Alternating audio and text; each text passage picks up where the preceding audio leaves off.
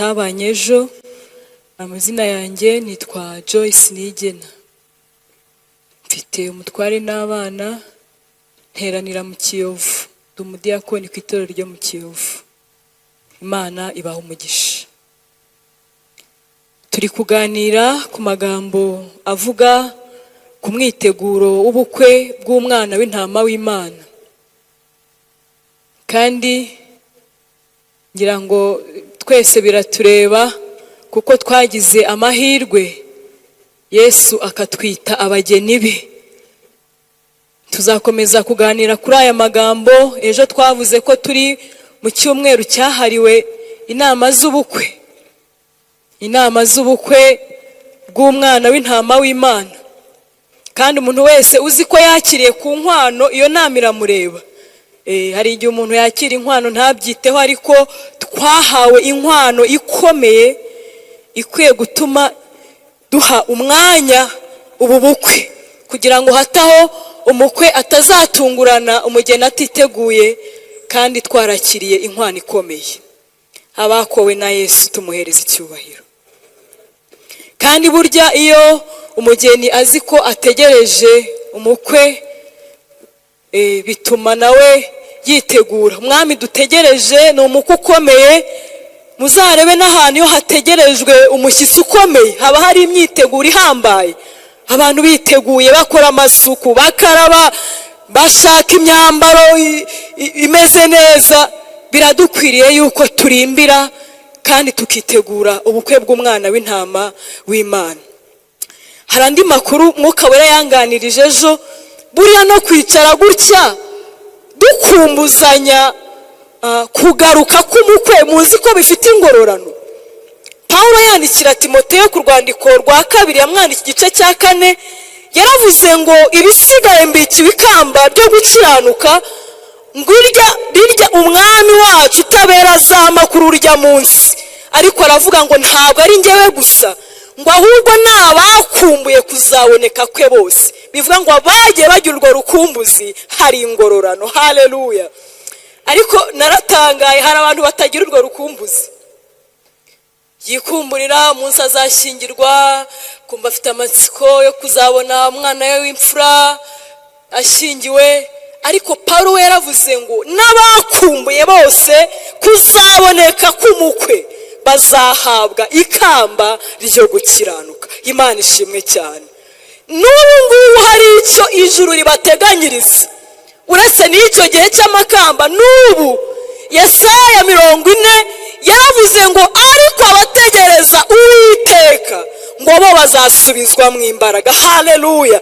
Abamutegereje ntabwo bazagwa mu nzira. Yaravuze ngo abasore b'imigenda bazacogora baruhi, kandi ngo abasore bazagwa rwose. Ariko umugeni utegereje umukwe, haleluya, ngo azagenda asubizwa mu imbaraga. Ngo nagera naho urugendo rukomeye, hari igihe inzira ziba zinyerera atari nyabagendwa, ngo bazahabwa amababa, ngo bajye baguruka nk'ibisiga. Barashatse kuvuga ngo bazambikwa imbaraga z'umurengera. Haleluya. Imana ishimwe. Umugeni ari gutekerezwaho neza. Imana ishimwe. Rero nimwongere muhuguke, dukore akanama k'ubukwe. Niko Pawulo yandikiye itorero ry'i Roma 13, arababwira ngo nuko mujye mugenza mutyo, kuko muzi yuko igihe cyo gukanguka gisohoye. Ngo dore agakiza kacu karatwegereye cyane kuruta igihe twizereye. Iyo bavuze ngo agakiza karatwegereye cyane kuruta igihe twizereye, babashatse kuvuga ngo Yesu twategereje arenda kugaruka kugeza igihe kuruta igihe twamutegerereje. Nuvuga ngo igihe gisigaye nicyo gitoya. Nimukanguka rero dukora akanama k'ubukwe. Mu nama niyo mpamvu tuba tunitonze, kandi Mwuka Wera aba hari kugira ngo agende aduha ibitekerezo. Buri wese aho yicaye agende yumva iryo jwi. Mwuka Wera ari kugenda atanga ibitekerezo kugira ngo umugeni yongere kubona amakuru atuma akomeza gutegereza. N'ubundi tuzakomeza kuganira twifashishije kino gitabo cya Esteri ku gice cya 2, ariko noneho dusome imirongo mikeya aba ariyo tuganiraho. Haravuga ngo ku gice cya 2 umurongo w'8, ngo nuko itegeko umwami yategetse rimaze kwamamara, ngo abakobwa benshi bateranirizwa mu murwa w'Ishushani, barindwa na Hegayi. Esiteri nawe ajyanwa mu nzu y'umwami, arindwa na Hegayi umurinzi w'abagore. Uwo mukobwa ashimwa na Hegayi, amugiriraho ubuhake. Hegayi agira umwete wo kumuha ibyo kumurimbisha, amuha n'imigabane ye n'abaja 7 abo yari akwiriye guhabwa bavuye mu nzu y'umwami. Amutoranya mu bandi, amujyanana n'abaja be, amushyira mu nzu y'abagore, aheza haruta ahandi hose. Kandi Esiteri ntabwo yari yarigeze kuvuga bene wabo cyangwa ubwoko bwe, kuko Moridekayi yari yaramwihanangirije kutabivuga. Mwakire neza ijambo ry'Imana. Abo twabanye ejo twabonye ko aho bakoresha ijambo umugore muri iki gice baba bashatse kuvuga itorero rya Kristo. Aho bavuga umukobwa baba bashatse gushushanya umugeni wa Kristo. Aho bavuze umurinzi w'inzu y'abagore ni umwuka wera, kuko mwuka wera niwe murinzi data yahaye itorero ngo aririnde, aribere maso, arikorere, arivuganire, ajya arigira inama, arihugure, azarimushyikirize ridafite ikizinga no mu nkanyari. Yesu ni mumumpera icyubahiro, yagize neza, ntabwo itorero ryasigaye ryonyine. Aba bakobwa rero ngo bamaze kwitaba itegeko ry'umwami, ngo umwami ahita avuga ngo kuko bitabye itegeko ryanjye bahise bitwa abageni. Natwe twitabye itegeko ry'ubutumwa bwiza, kuva uwo munsi data twita abageni be. Haleluya. Ngo umwami w'abami ngo yitegereza abo bageni bose bitabye ubwo butumire, ngo aranezererwa cyane.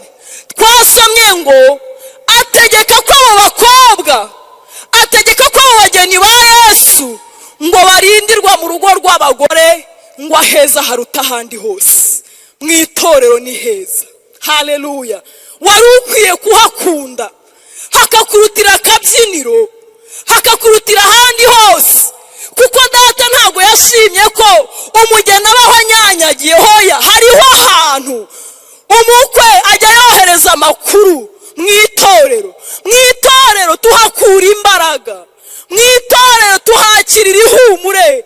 Wari ukwiye gukunda mu itorero, aho Bibiliya yise ngo ni urugo rw'abagore, ngo naheza haruta ahandi hose. Haleluya. Turashima Yesu ko yatuzanye ahantu heza. Ariko bijya bibabaza kubona umuntu abaho nta torero agira, atajya kwigaburo ryera, nta gahunda z'itorero abamo. Uri umugeni wa Yesu, mugeni wa Yesu we, niki gitumye unyanyagiye? Kandi data yashyizeho ahantu azajya asurira umugeni, akamushoboza kwitegura. Ngo abo bageni, ngo umwami w'abami aravuga ngo nibarindirwe mu rugo rw'abagore, ngo aheza haruta ahandi hose. Ngo abakobwa bose bakoranira aho ngaho mu rugo rw'abagore. Bibiliya yatubwiye ngo umwami w'abami abona ko bidahagije, ngo ahubwo ngo ahamagara ngo witwa Hegayi, ngo amwita umurinzi w'iyo nzu. Ngo aramubwira ngo Hegayi we, ndashaka kuba umurinzi w'iriya nzu irimo abagore, ukajya ubana nabo, ukabakurikirana bya buri munsi. Mwuka wera aba mu itorero. Ni nayo mpamvu gukizwa bigishoboka, nuko dufite umwuka wera ugendagenda aho umugeni ari, akajya gucyaha, akaguhugura. Haleluya. Ntabwo twavuga imyiteguro y'ubukwe tutavuze marene. Nta mugeni ubaho utagira marene. Marene aramutegura, marene aramwigisha, marene aramucyaha. Dukeneye kwinginga Yesu ngo yongera twuzuze umwuka wera. Haleluya. Ni nacyo cyatumye abakera bashobora urugendo rwo gukizwa bakarinda batabaruka, nuko bari buzuye imbaraga z'umwuka wera. Abaheburayo 11 hatubwira ingorane abatubanjirije bizeraga bahuye nazo, ngo barakubitwaga bagatukwa, ngo bakazererezwa mu masenga y'inyamaswa, bagakurwaho impu ari bazima, ngo bagatekwa mu mavuta, bagashyirwa mu nzu y'imbohe, bagakubitwa, ngo bagaterwa n'amabuye, ngo ariko bagahamya Kristo kuko bari buzuye imbaraga z'umwuka we. ariko twebwe bitunaniye, nta n'uwagukubise, nta n'uwaguteye ibuye, nta n'ugutunze urutoki. Wari ukwiye kwinginga Mwuka Wera akongera akagaruka kugira ngo urugendo rwo gukizwa muri iyi minsi ya none rushoboke. Imana ishimwe cyane. Mwuka Wera ngo akajya agenda mu itorero ngo arebe uko abageni bameze. Ukwiye kwinginga Yesu akongera akakuzuza imbaraga z'Umwuka Wera. Ntabwo urugendo rw'agakiza rushoboka imbaraga tutazifite. Inzira iranyerera, inzira iraruhije, nta kindi kizatuma dushobora. Ntabwo dukwiye kumuvuga kuri Pentekote, hoya ni ubuzima bw'itorero. Niyo mpamvu Umwami w'abami yavuze ngo Mwuka Wera we, Hegayi, jya ugendagenda muri bariya bagore, jya ugendagenda mu itorero, ubafashe, ubatunganye, ubahane, kugira ngo ubwo Umwami w'abami azahamagara umukobwa azabe yiteguye. Haleluya. Mwuka Wera, Mwuka Wera ni Imana mu muntu. Kandi ijwi rye uko rikomeza kukongorera nturyumvire, rigeraho rigaceceka. Mwari mubizi uko akugenderera, akongorera, agucyaha, aguhugura, ubyanga, ubyirengagiza, rigeraho rigaceceka. Umuntu agatangira kuba icyigenge, ugashiduka usigaye uvuga nk'abana ngo nta birenze. Bigatangira nta birenze rimwe, nta birenze kabiri, bikarangira umuntu yarabaye igicamuke, kubera ko Mwuka Wera yabonye ko ukabije kuyoborwa n'umubiri wawe gusa akigendera. Kandi buriya icyuho gisigara mu muntu iyo Imana yimutse, nta kintu gishobora kukica.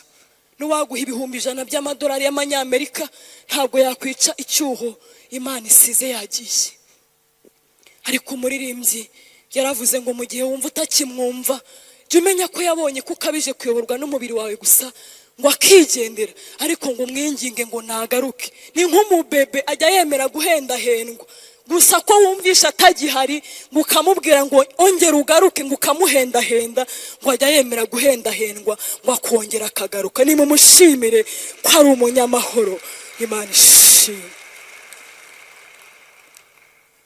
Kuko iyo agenda umuntu arabyumva, utangira ubona utinyuka ibyo watinyaga, kuvuga yego bikanga, kuvuga oya bikanga, ugatangira kwadukwaho n'ingeso z'abapagani. Uri umuntu w'Imana, urukundo rukagukonja, ukajya wanga umuntu ntacyo mwapfuye. Jya umenya ko yagiye, utabaranye umubwire ngo ngera uze, ongera ugaruke, kuko ubuzima bw'agakiza ntabwo bushoboka iyo marene yabuvuyemo. Nimwakire kongera kugira inyota zo kuzuna imbaraga z'Umwuka Wera. Imana ishimwe cyane. Ngo barindirwa mu rugo rw'abagore, ngo aheza haruta ahandi hose. Ijambo rero dusomye rinejeje, mureba abageni bose bari Shushani bitabye ubutumwa bw'Umwami. Ariko nguko Mwuka Wera, nguko umurinzi w'abagore akomeza kubitegereza, ngo abengukamo Esiteri cyane. N'abageni benshi murebe uko mungana gutyo, bose bitabye ubutumwa baraza.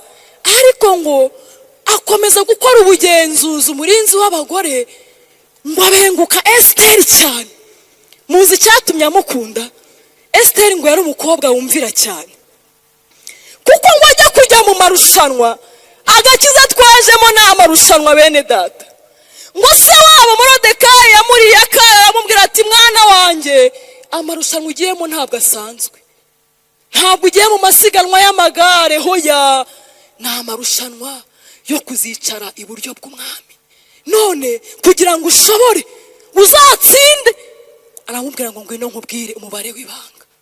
Esiteri ngo araza, se waba aramubwira ngo mwana wanjye, nujya mu marushanwa uzirinde kuvuga ubwoko bw'iwanyu, ibintu by'iwanyu uzabireke, kuko hari igihe dukizwa abantu bakazana ibintu by'iwabo. Bya bintu byose by'iwanyu byo kutavugirwamo, by'agasuzuguro, byaba utareba, byaba utasuhuza umuntu agakizwa, ariko n'ibintu by'iwabo akabizana akabishyira ku bitugu akaza. Morodekayi aramubwira ngo mwana wanjye, nuzana ibintu by'iwanyu ntabwo uzatsinda amarushanwa. maze ujye wumvira umwuka ugwize n'urukundo, nta soni uzagira nubona Yesu. Ibintu by'iwacu byatwaje abantu benshi igitugu, kuko Pawulo we yaravuze ngo iyo turi iwacu mu mubiri ngo tuba turi kure y'umwami Yesu. Niki gitumye utuye kure y'umwami Yesu, wegeranye nandi uri kure y'umwami Yesu? Mwuka wera kugenderere aguha imbaraga zibasha kukubohora ibintu by'iwanyu, kugira ngo utazatsindwa amarushanwa kandi wari warayagezemo. Pawulo hari n'icyo yabwiye Timoteyo aramubwira ngo iyo umuntu ashatse kurushanwa bikino, hari igihe umuntu aza mu marushanwa akazanamo ibikino bya bindi bamwe babamo. Umuntu akaza muri ranch abano mu bikino, umuntu akaza mu masengesho abano mu bikino. Pawulo aramubwira ngo mwana wanjye, iyo umuntu azanyemo ibikino ntabwo ahabwa ikamba kandi yararusanyijwe. Imana iguha imbaraga zo kuva mu bikino. Nta waba umusirikare ngo yishyire mu by'ubu bugingo ngo abakinejeje bamwandikiye igisirikare. Ni ukumesa kamwe kakuma ukamenya ko ari kufite. Naho umuntu uba mu mayira abiri ananirwa vuba mu nzira ze. Mwuka wera akomeze abungura ibitekerezo, abungura inama abageni ba Yesu, kuko umukwe dutegereje we ari hafi yo kugaruka. Haleluya. Ngo umurinzi w'abagore ngo akunda Esiteri cyane, ngo amaze kumukunda Mwuka wera iyo yadukunze, iyo tumuba hafi, iyo tuba hafi y'Imana, iyo dushobora kurwana intambara nziza, iyo dukunda kunesha ibyaha, mwumva icyabaye ngo Mwuka wera akunda Esiteri cyane, ngo amwemerere ibintu bitatu. Twabisomye ngo icyambere ngo agira umwete wo kumuha ibyo kumurimbisha.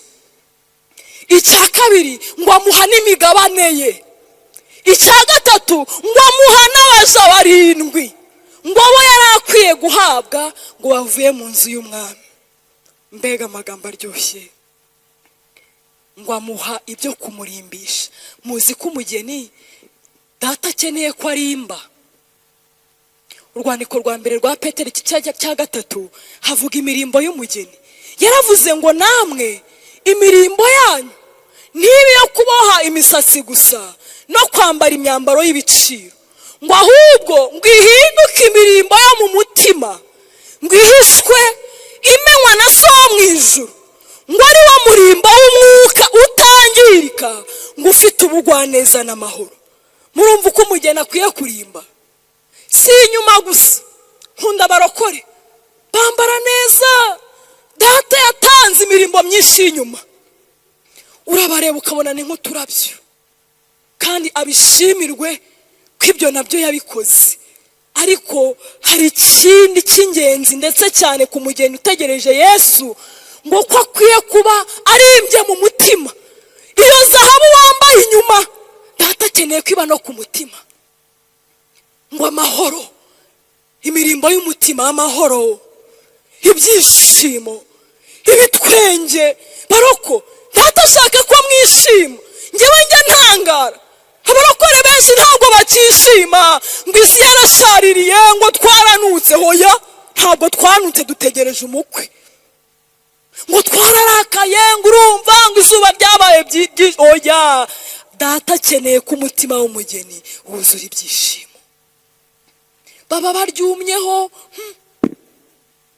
kugira ngo uzamubona aseka ukabona birahenze, ariko Data akeneye ko mwishima, mukanezezwa nuko mwakunzwe n'umutwaro uruta abandi bagabo, akavuga ngo icyo ari cyo cyose nagitanga kugira ngo uriya ahinduke uwanjye. Icyo kintu ubwacyo kikajya kikunezeza umutima. Muri Bibiliya niko yavuze ngo njye ndi umukristo, ngo icyo ni ikintu gihumuriza umutima wanjye, ngo kijya kinyibagiza ibyago byose, ngo nkumva nduhuwe n'umwami Yesu. Haleluya. Nutishimira muri Yesu, icyo kukunezeza uzagikura he? Isi yuzuye umuruho n'amahane. Niyo mpamvu Yesu yavuze ngo mwisi mubabare, ariko muri njyewe mwishime, ngo kuko nanesheje isi. Haleluya. Niyo mpamvu muri byuzuye umwuka wera araririmba ngo kuri ubu noneho ngo njye ngira amahoro mu mutima, ngo guhamba abantu useka akibaza icyo wanyweye. Ariko yaravuze ngo niba kubaza ngo ni kuki uhorana amahoro, uri umupfakazi. Ugahorana amahoro uri imfubyi yasigaye yonyine, ugahorana amahoro maze imyaka mu bushomeri, ngo ujye ubabwira ngo nuko Yesu yangiriye neza. Nimushimire Yesu ko ari umugira neza, ajya duha amahoro agaturuka ku bwinshi bw'ibyo dutunze. Murimbyi yaravuze ngo ni amahoro meza, amahoro atangwa na Yesu. Nimwakira amahoro, amahoro ya Yesu atwarire mu mitima yanyu, abatere kuryama musinzire. Dawidi we yari yarahishuriwe, haravuga ngo nzajya ndyama niziguye. Aba mu ntambara nyinshi, agira abanzi benshi, ariko yakwibuka ko umwami yizeye ari we umuhesha kuba amahoro, mwakavuga ngo nzajya ndyama niziguye. Nimwakire kwizigura mu izina rya Yesu. Imana ishimwe, Imana ishimwe. Ngo agira umwete wo kumuha ibyo kumurimbisha, urukundo, ubugwaneza, kuvuga neza, gutanga serivisi nziza. Iyo yose ni imirimo y'umugeni, ibyishimo biseseka. Ariko ntago umugeni data akeneye ko asa neza inyuma, ariko imbere byaranze imbabazi. Maze iminsi ntekereza ku kintu cyitwa imbabazi. Iyo mbere nkiri muto najyaga numva ari ikintu cyoroshye kuvuga ngo babarira, nkumva birakomeye, kumva biroroshye nako kubabarira umuntu. Ariko uko ugenda ukura usanga imbabazi zigora, kandi zikagora abantu benshi, bigakomera cyane iyo ugiye kubabarira umuntu wangije ibintu. Niyo wamuha imbabazi bidashobora kugaruka, kavuga tubundi se ndamubabarira ngo byemere, ndamubabarira se ngo ibyangiritse bigaruke, bikakugora. Ariko numva umwuka aranganirije, arambwira ngo imbabazi tugirira bene data zikwiye kuba ari imbabazi tuvoma ku isoko y'imbabazi Yesu yatugiriye. Haleluya! Utabitekereje gutyo ntazo wabona, ariko ni imbabazi tuvoma ku isoko y'imbabazi. Haleluya! Tuzivoma ku isoko y'imbabazi Yesu yatugiriye. Nta handi wazikura uretse kuvuga ngo nanjye nari mubi, n'ubu ndi mubi, ariko ajya mbabarira. Ukavuga ngo nanjye ndi mubi, arampishira. Nanjye ndi mubi, nta nteza abantu. Wakwibuka iyo soko idakama imbabazi za Yesu, ukamubwira ngo ndakubabariye. Rimwe na rimwe ukanabikora atazisabye, kuko bose ntibagira umutima wo kuvuga ngo mbabarira. Ariko iyo ubabariye uba wibohoye ku muntu, ukagenda udahetse umutwaro wa mugenzi wawe. Nimwakire imbabazi za Yesu mu izina rya Yesu. Imana ishimwe cyane. Ubwo imirimbo umuntu wese aragenda areba umutima we, uko mwuka we ari kugenda aganira, umubwire akwambura ubushwambagara bwo mu mutima, agukiza inzigo, agukiza ishyari, agukize amagambo mabi. Umutima wawe utangire umere neza, kubera ko Yesu ari we mwami udushoboza kugira imitima mizima. Imana ishimwe. Icya kabiri, ngo kubera uko kuntu yamukunze ngo amuha n'imigabane ye. Imigabane ni imigisha yo mu bifatika yo mu isi. Ese murabizi ko umugeni ayemerewe? Niyo tuyisaba, niyo mpamvu dutinyuka. Umugeni arayemerewe akiri mu isi, data muteganyiriza kugabana ku migisha yo mu isi. Ni nayo mpamvu ngo umurinzi w'abagore yitegereje uyu mukobwa Esiteri, ngo aramubwira ngo mwana wanjye ndashaka no kuba nguhaye ku migabane ukaryaho. Yesu ashimwe. Ubundi mu marushanwa y'ubwiza nyampinga bafite ibyo yagenewe, bamubwira ngo nuramuka usinze uzabona ibi n'ibi. Ariko mwibuke ko babimuha amarushanwa arangiye, kuko baba bafite dute, bavuga ngo ahari yakwitwara nabi ibihembo ntabibone. Ariko murebe icyiza cyo kuba inshuti ya mwuka wera. Ku ikubitiro ry'amarushanwa ngo mwuka wera yitegereje ukuntu uwo mukobwa amwumvira, amuba hafi, ngo aramubwira ngo mwana wanjye ndashaka kuba nguhaye, mbashaka kuba nkwihereye ku migabane. Turashima Yesu ko ajya tugendera akaduha ku migabane. Uyu munsi akaguha, n'ejo bundi akaguha. Haleluya! N'uyu munsi ari buduhe imigabane, turayemerewe. Haleluya! Kubera yuko umugeni afite itegeko rimurengera, agomba kurya, agomba kwambara neza, agomba kugira amagara mazima. Data bitwemerera, jya ujya imbere y'Imana uniteteshe, uvuga ati Yesu sheri wanjye, dore mugeni wawe nkeneye ibyemerera umugeni, imwakire kurya ku migabane mu izina rya Yesu Kristo. Iyo tubaye inshuti ye aduha no ku migabane. Luka igice cya 15 harimo umwana ngo w'ikirara, Bibiliya ivuga umwana ngo yavukanaga na mukuru we, ariko ngo arashyuhaguzwa ngo ajya kwaka imigabane igihe kitageze. Hari ishyuhaguzwa tugira, datampa mwami mpa mwami, umuntu akaba ataba hafi y'Imana, ariko yagira icyo akenera akajya kuyisaba, atajya yegerana n'Imana, atajya gutereta Mwuka Wera ngo babane, nta mbaraga ajya asaba, ariko yaba akeneye umugabane wo mu by'isi akagenda mwami mpa mwami mpa mwami mpa. Umwana w'ikirara yari afite mukuru we. Iyo bisomye usanga mu by'ukuri mukuru we niwe wakabanje kubwira se ati imigabane, ariko umutoya agize atya kubera gushyuhaguzwa ati mpereza umugabane w'ibintu byanjye. Kuki uyu muto yirutse kandi afite mukuru we?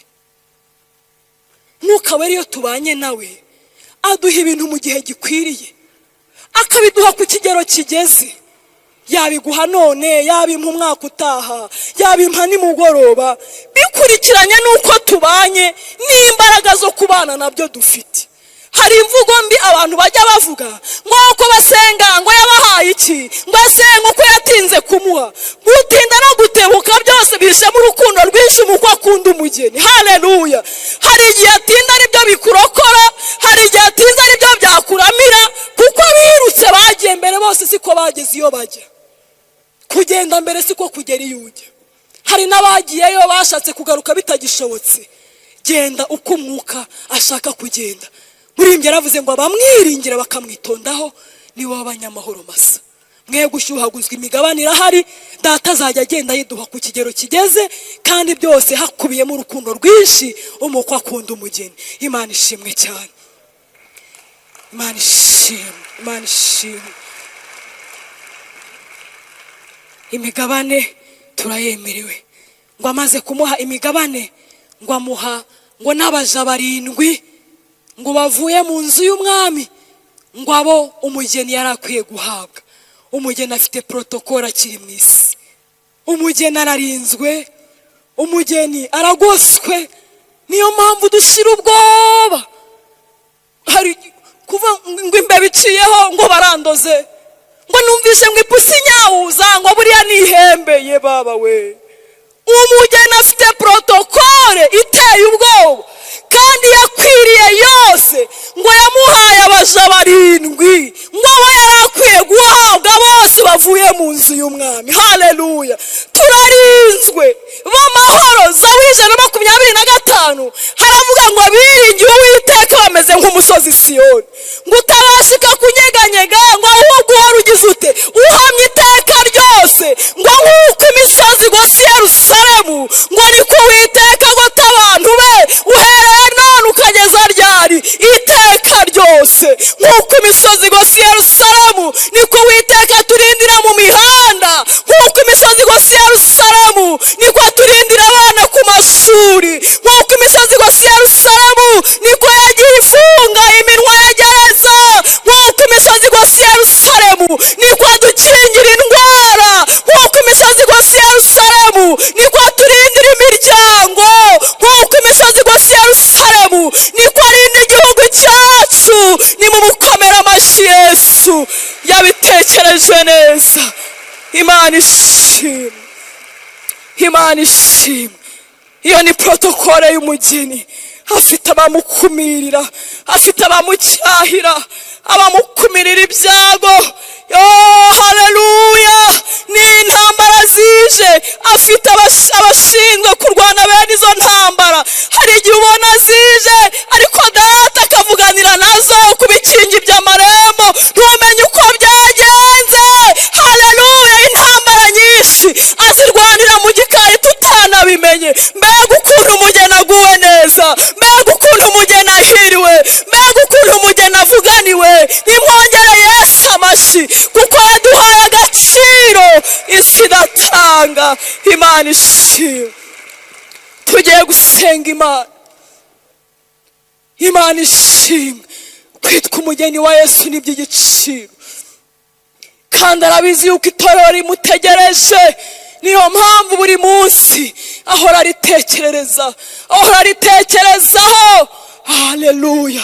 Akaduha kugabana ku migabane yo muri iyi si tugihumeka, kugira ngo umugeni ye kubaho atagangaye, ye kubaho mbuze uko ngira, afite ukuntu yiyaranja.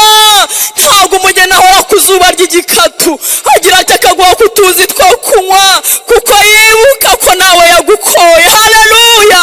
Ntabwo ajya ababaza umugeni iteka, naho yamubabaza hazagera aho amugirira ibambe. Nimuhaguruke dusengane Imana, mwakire neza ijambo ry'Imana.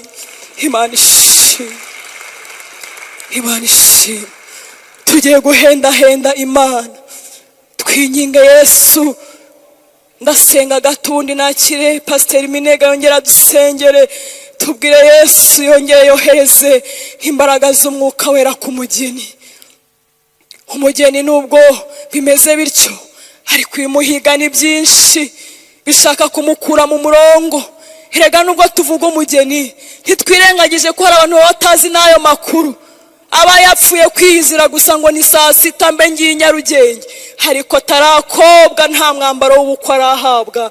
Nawe mwuka wera kugenderere, akubwire yuko ubukwe ejo twavuze ko hahirwa ababutorewe. Ntabwo ari ubukwe umuntu azapfa kuza gutyo ngo nanjye ndaje. Hahirwa abatorewe ubukwe bw'umwana w'intama w'Imana. Umuntu wese yinginga Yesu aguhereze izo mbaraga z'umwuka wera, nizo zagushoboza kugira umutima urimbye, akagukiza ayo mahane n'urukoni, agasuzuguro kagashira, akakubatura ibintu by'iwanyu. Ibyo ni mwuka wera ubikora, ntabwo kamere ibishobora. Ariko turamwinginga ngo adushoboze kuba muri aya marushanwa y'agakiza. Harimo intambara nyinshi, harimo ingorane nyinshi. Murimbyi we yaravuze ngo nuwaba atinyutse ibyago byose akaza gukurikira umwami Yesu, nta kindi cyabashisha umugeni kurwanira intambara nziza muri iyi si sitya uretse kuba yuzuye imbaraga z'umwuka wera. Reka dusenga Imana. Mwami Yesu, haleluya, warakoze kudutoranya. Twari bande bo kwitwa abageni bawe Yesu? Koko nanjye na mwene data kubwa kavukire yacu twara wo gutapfunirwa itabi mu kanwa, ariko ubuntu bwa Yesu bwaradukuruye budukuriye kure aho umwanzi yiciraga abantu. None twinjijwe mu ijuru mu buryo bw'umwuka, twicaye uburyo bwa data. Imana ishimwe. Mwami Yesu, turi ku ijambo ryawe, tugize icyifuzo cyo guhendahenda mwuka wera kugira ngo yongere kutubenguka. Mwuka wera wabengutse Esiteri, uramukunda cyane, ugira umwete wo kumurimbisha. Duhe kuba inshuti yawe mwuka wera, duhe kukumvira, duhe kubana nawe, duhe kuguha umwanya, duhe kuguhugukira mu izina rya Yesu. Ongera ukangura itorero. Niki gituma dusinziriye? Niki gituma duhenebereye? Yewe mwuka wera, ongera uvuze ikondera, abantu bongere gukanguka, bamere nk'abageni bategereje igihe umukwe azazira. Haleluya. Ongera uha umugeni imbaraga mwuka wera. Ongera uduha imbaraga zo gukizwa, duha imbaraga zo guhamya, duha imbaraga zo guhunga, duha imbaraga zo kunesha mu izina rya Yesu Kristo. Dushoboze kwitwara nk'uko bikwiye umugeni wa Yesu. Mwuka wera, ukomeze uganire n'iteraniro, buri wese bitameze neza umubashishe kubitunganya, kuko uzaza atazatinda. Turagushimiye ko wongeye kutugarukaho kandi ukavugurura umubano wacu nawe mu izina rya Yesu Kristo.